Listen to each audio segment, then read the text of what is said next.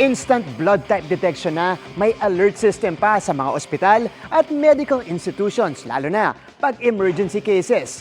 All in yan sa prototype na dinevelop ng senior high school student sa Pasig. Tara, let's change the game!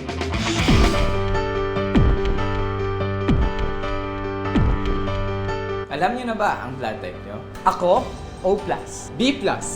Mahalaga yan lalo na kung sasailalim sa medical treatment o di kaya'y emergency cases. Pero paano kung di ko pa alam?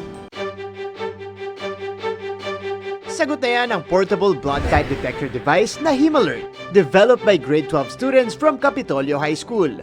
Goodbye na raw sa ilang oras na paghihintay sa blood type result. Dahil sa Hemalert, it's down to only 3 seconds.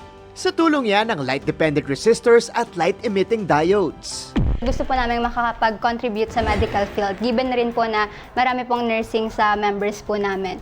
Ngayon po, pagdating po sa blood type detector, naisip po namin na isa po sa mga critical data na kinukuha tuwing emergency ay yung blood type po ng tao. Yung sa traditional method po, gumagamit po siya ng microscopic slide and also a reagent, na kung saan po, ang detection niya po is based on the human eye. Kung ano po yung nadedetect ng medical technician natin. Sa machine po namin, we use sensors. Leveled up ang prototype dahil sa emergency alert system nito.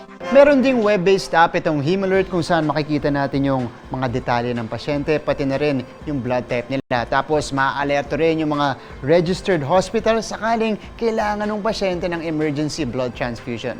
Para matiyak ang accuracy ng proyekto, nakipag-collab sila sa Philippine Red Cross Pasig Chapter. Meron na pong mga tested blood samples sa Red Cross. And then yun po yung binigay sa amin or pinagamit sa amin para ma-check yung blood types na lumalabas sa machine.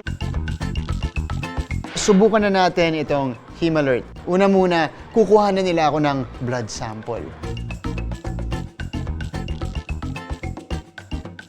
Pagkatapos niyan, nandun na yung dugo, lalagyan na ng formula. Yan, para makatulong ng pagdetect ng blood type.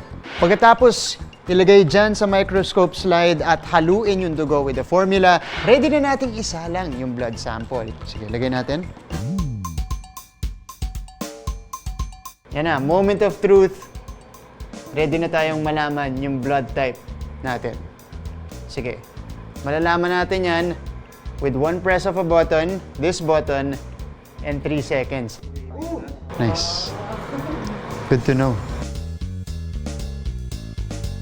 A device for blood type detection and emergency alert system. Isang prototype na kapag na-improve nila at na-finalize, malaki ang maitutulong pagdating sa medical procedures and emergencies. Para sa GMA Integrated News, ako si Martin Javier, changing the game!